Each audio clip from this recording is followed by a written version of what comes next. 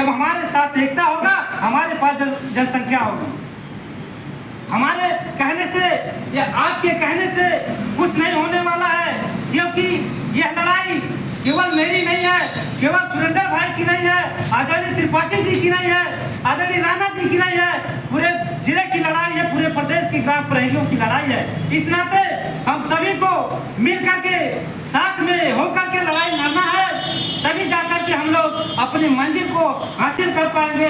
आप सभी लोगों से निवेदन है कि जाकर के अपने अपने थानों पर आपके जो भी सगा संबंधी हैं उनको समझाने का काम किया जाए कि मीटिंग में चल करके संख्या को दिखाया जाए।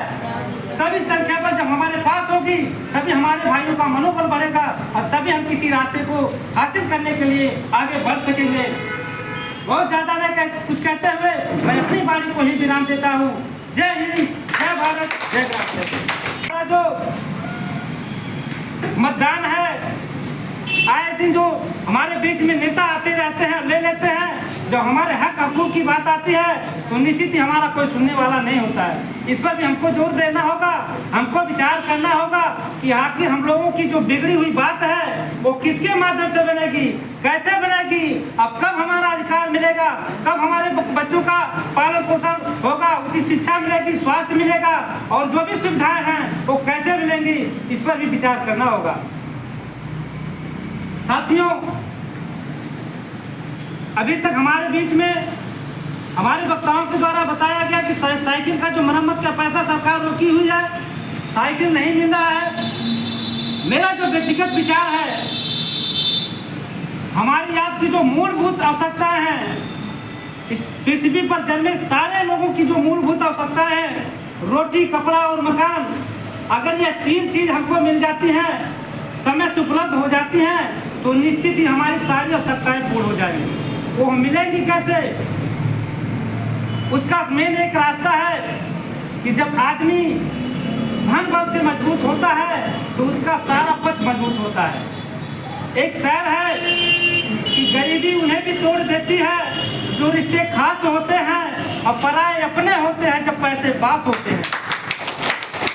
इस नाते हम लोगों का जब मानदेय बढ़ जाएगा तो हम लोगों को सम्मान मिलने लगेगा, हम लोगों का आदर होगा और हम लोग मान सम्मान के साथ चाहे जहां अपनी बातों को रख सकेंगे।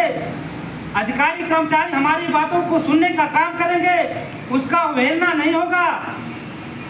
लेकिन यह चीज कब होगा कि जब हम लोग एक धागे में बंधेंगे, एक सूत्र में बंधेंगे और डट करके इस सरकार के खिलाफ हम लोग संघर्ष करने का काम करेंगे, लड़ाई लड़ने का काम करेंगे, तभी जाकर के हमारा आपका ये सोच निकल पाएगा, रास्ता निकल पाएगा और हम लोग अपने अधिकार को वापस ले पाएंगे।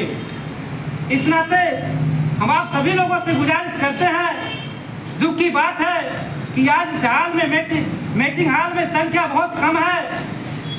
बहुत दुख के बाद साथ अपनी बातों को कहना पड़ रहा है। जिले के अंदर लगभग 3200 हमारे ग्राम प्रहरियों की संख्या है। आज हमारे आपके बीच में 20 की संख्या दिखाई दे रही है। ये बहुत ही कष्ट की बात है। अगर हमारे आपके साथ कोई घटना रास्ते में घट जाए तो निश्चित ही 3200 ग्राम प्रहरी हमारे आपके बच्चों को देखने का काम नहीं करेंगे। बहुत ही खेद है कि जिस प्रकार से हम लोगों ने अपने घर से चल करके इस मीटिंग को सफल बनाने का निर्णय लिया, हो सकता है हमारे भाई 2 महीने के बाद मीटिंग लगी हुई है, संख्या ज्यादा होगी, आपस में विचार होगा, एक रणनीति बनेगी कि हमको आगे चल करके क्या करना है। लेकिन जब यहाँ हमको संख्या दिखाई दी तो निश्चित है हमारे ही अंदर नहीं, सारे भाइयों के अंदर